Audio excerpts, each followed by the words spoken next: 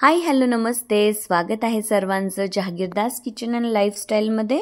आज मी एक मस्त अशी अगदी सिंपल मठाच्या डाळीच्या आमटीची रेसिपी घेऊन आली आहे।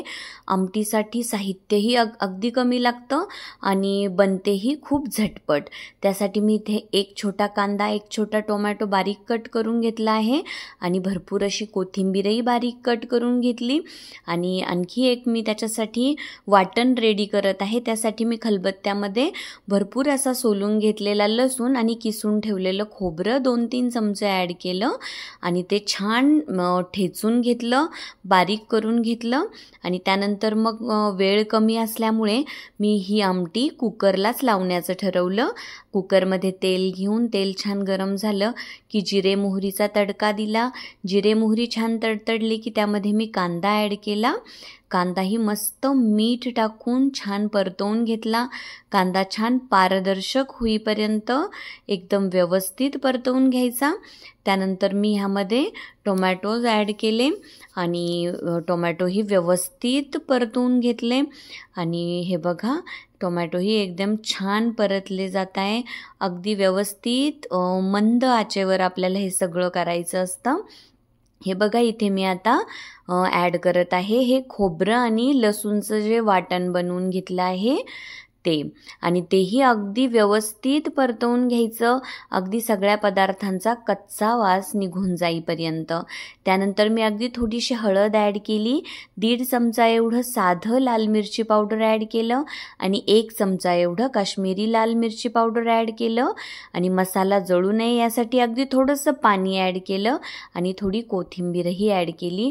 हे बघा आपला मसाला एकदम रेडी आहे आणि सगळ्यात शेवटी 1 चमचा एवढा होममेड गरम मसाला ॲड केला आणि हे सगळं पुन्हा अगदी व्यवस्थित परतवून घेतलं आणि मी 1 मोठी वाटी एवढी ही मठाची डाळ किंवा मटकीची डाळ म्हणता येईल त्याला, तर ही डाळ स्वच्छ धुवून घेतली होती, तीही मी कुकरमध्ये ॲड केली आणि ह्या मसाल्यासोबत अगदी व्यवस्थित तिला मी परतवून घेतलं आणि त्यामध्ये मग आता डाळ शिजण्यासाठी मीठ ॲड केलं आणि मीठ ॲड करून अगदी व्यवस्थित मी हे सगळं पुन्हा मिक्स करून घेतलं आणि ह्यामध्ये मी भरपूर अशी बारीक कट करून घेतलेली कोथिंबीरही ॲड केली।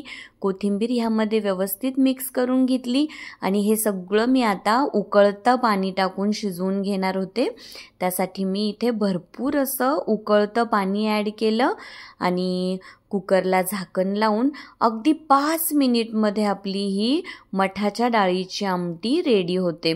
फक्त 5 मिनिट लागतात आणि ही सगळी तयारी करत असताना आणि भाजी तयार होईपर्यंत किचनमध्ये मात्र स्वतःला हायड्रेटेड ठेवायला अजिबात विसरायचं नाही। आणि आता उन्हाळा सुरू झाला आहे, सर्वांनी स्वतःच्या हायड्रेशनची खूप काळजी घ्या आणि मी वेगवेगळ्या रेसिपीज आता हायड्रेशन मेंटेन करण्यासाठी चॅनलवर शेअर करत आहे। त्याही रेसिपीज सर्वांनी व्यवस्थित बघून घ्या आणि ट्रायसुद्धा करा। आता बघा आपली ही गरमागरम अशी मठाच्या डाळीची किंवा मटकीच्या डाळीची आमटी एकदम रेडी आहे।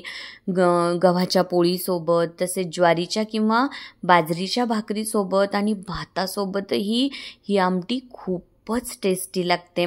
त्यात जे आपण लसूण आणि खोबरं ठेचून टाकलं आहे ना, त्याचा फ्लेवर एकच नंबर आलेला असतो। सगळ्यांनी ही रेसिपी नक्की ट्राय करा। चॅनलला लाईक, शेअर, सबस्क्राईब करायला अजिबात विसरू नका। छान छान खा, मस्त मस्त व्यायाम करा आणि हो, जग काय म्हणतं याचा अजिबात विचार करू नका। तुम्हाला स्वतःला जे आवडतं तेच तुम्ही करा। ऐकावे जनाचे, करावे मनाचे। चला तर मग रेसिपी नक्की ट्राय करा। Thank you so much, bye bye.